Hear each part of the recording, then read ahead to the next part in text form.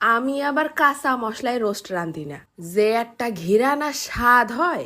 ওফ! এক বউ আবার কমেন্ট করিছে লেখা পড়ার ব্যস্ততায় রান্দা টান্দা অত শিখতে পারিনি, কিন্তু খুব শখ করতেছে এইবার ঈদে বাপ মারে রোস্ট রাঁধতে খাওয়াবে। তাই আর কি ছোট্ট করে একটু দেখাই দেই।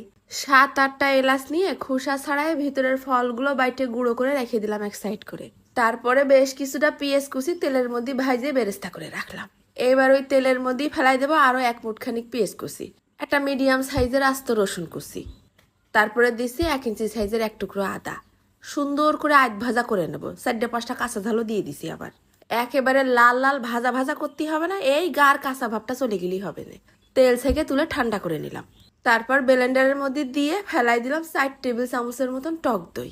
একটুখানি পানি দিয়ে ব্লেন্ডারে একটা ঘুরলে দিয়ে আনিগে। এইবার নিছি 1 কেজি ওজনের 2টো রোস্টের মুরগি।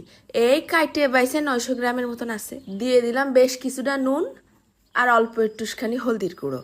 আরও দিচ্ছি অল্প একটুখানি শুকনো ঝালের গুঁড়ো। সব একসাথে মাখাই নেব। এইবার যেই তেলে পেঁয়াজ বেরেস্তা করিলাম না, ওই তেলের মধ্যে ফেলাই দিলাম 2টো তেজপাতা, 3টে এলাচ, 2টো লবঙ্গ আর একটুখানি দারচিনি। ভাইজে নেই তেলের মধ্যে গরম মশলার ঘেরানটা ঢুকে যাক। তারপরে একে একে ফেলাই দেবো মুরগির পিস। হাই হিটে 4-5 মিনিট ভাইজে নেব। শুধু মুরগির গায়ের উপরটা একটু লাল হবে, ভিতরে কিন্তু কাঁচা থাকতে হবে। এরপর 4-5 মিনিট পরেই সব তেল থেকে নামাই ফেলবো।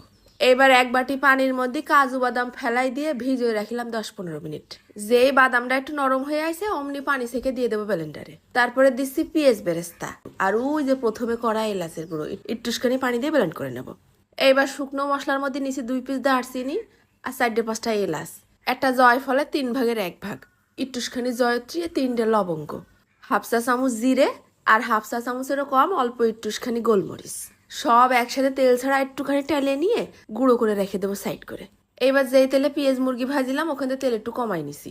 ঢাইলে দিলাম প্রথমের ওই আদা রসুন পেঁয়াজ বাটাটা।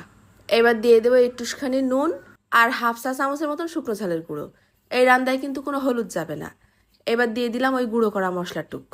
সব একসাথে নাড়ে ভুনা ভুনা করে তেল উঠা উঠা ভাব করে নিতে হবে।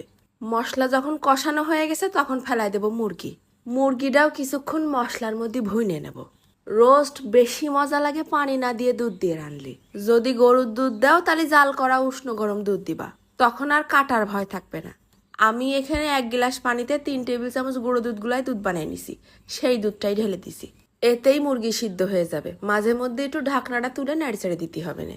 ঠিক যখন দুধ শুকায় মুরগিটা সিদ্ধ হয়ে তেল উঠা উঠা ভাব হয়ে আইছে তখন ঢালে দেবো ওই বাদাম পেঁয়াজ বাটাটুক।